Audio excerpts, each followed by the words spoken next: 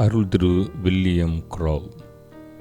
கொல்லத்தில் திருப்பணி செய்து வந்த அருள் திரு ஜான் ஸ்மித் அவர்கள் தொடர்ந்து பணி செய்வதற்காய் உடல்நிலை ஒத்து வராததால் மிக குறுகிய காலத்திலேயே தனது நாடு திரும்பிச் சென்றார்.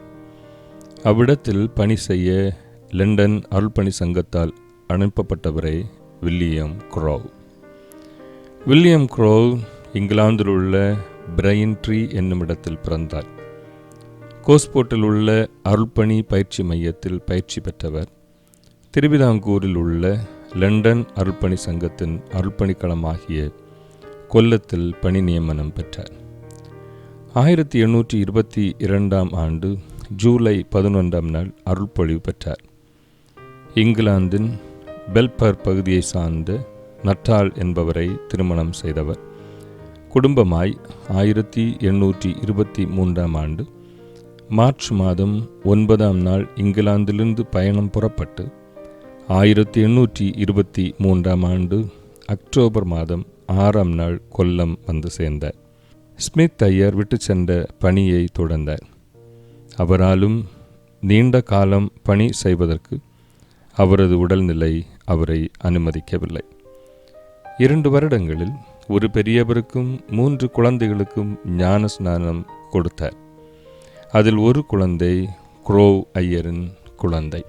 வியாதிப்பட்டபடியால் தனது குடும்பத்துடன் 1825 ஆண்டு டிசம்பர் மாதம் 25 அன்று இங்கிலாந்துக்கு திரும்பி சென்றார். அவர் கொல்லத்தை விட்டு செல்லும்போது கொல்லத்தில் 10 பள்ளிக்கூடங்களும் 400 பிள்ளைகளும் படித்து வந்தனர். 5 திருப்பணி விடையாளர்கள் ஆண்டவரின் பணியை செய்து வந்தனர். அவர் தனது சொந்த மண்ணிற்கு திரும்பிய போது கொல்லத்தில் வேறு அருள்பணியாளர்கள் இல்லாததால் திருவாளர் ஆஸ்டன் அவர்கள் பொறுப்பாக பணிக்களத்திற்கு நியமிக்கப்பட்டார்.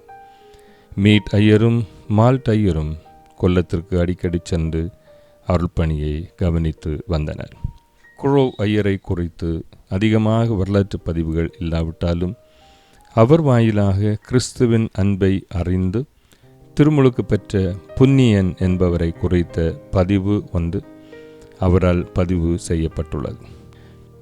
கிழக்கிந்திய கம்பெனியின் இராணுவத்தில் பீரங்கி பிரிவில் பணி செய்த திரு புன்னியன் அவர்கள் நாகர்கோவில் அச்சகத்தில் அச்சிடப்பட்டு வெளியிடப்பட்ட கைப்பிரதியை வாசித்து ஆண்டவரை அறிந்து கொண்டதையும் க்ரோவ் ஐயர் அவருக்கு புதிய ஏற்பாடு கொடுத்து அவரது கேள்விகளுக்கெல்லாம் பதில் சொன்னதையும் அவர் பதிவிட்டுள்ளார்.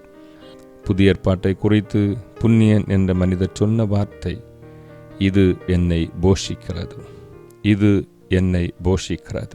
க்ரோவ் ஐயர் கொல்லத்திலிருந்து புறப்படுவதற்கு முந்தைய ஞாயிறு 1825 ஆண்டு டிசம்பர் 18 அன்று புன்னியன் அவர்களுக்கு ஜான் கார்ட்டர் என்றும் அவரது மகளுக்கு மேரி என்ற பெயரிலும் திருமுழுக்கு கொடுத்தார்.